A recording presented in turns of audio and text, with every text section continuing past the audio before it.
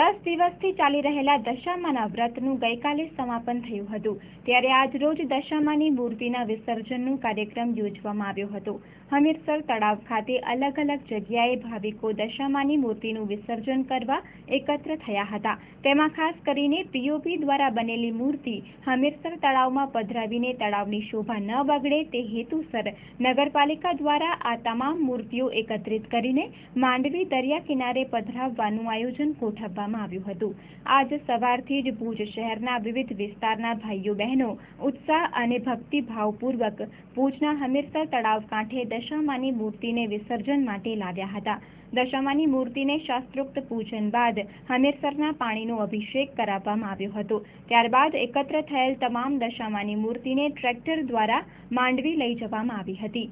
ભાવિકોએ પણ નગરપાલિકાના આ પ્રયાસને બિરદાવ્યું હતું। ભાવિકોની શ્રદ્ધા સચવાય અને શહેરના શાન સમા હમીરસર તળાવમાં કોઈ જાતનું પ્રદૂષણ ન ફેલાય તેવા નગરપાલિકાના આ પ્રયાસને ભાવિકોએ બિરદાવ્યો હતો।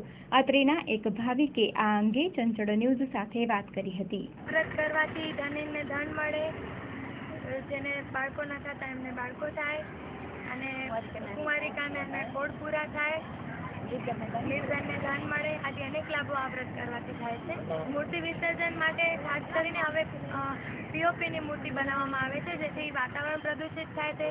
હંમેશા આપણું જે એટલું સુંદર આપણા ભુજના હૃદય સમૂહ છે એ પણ પ્રદૂષિત થાય છે। એના માટે આ વખતે નગરપાલિકા તરફથી સુંદર યોજના કરવામાં આવી છે અને અહીંયાથી મૂર્તિઓ બધી લઈ અને લોકો માંડવી દરિયા કિનારે વિસર્જન કરશે એટલી સરસ સુવિધા કરી આપવામાં આવી છે।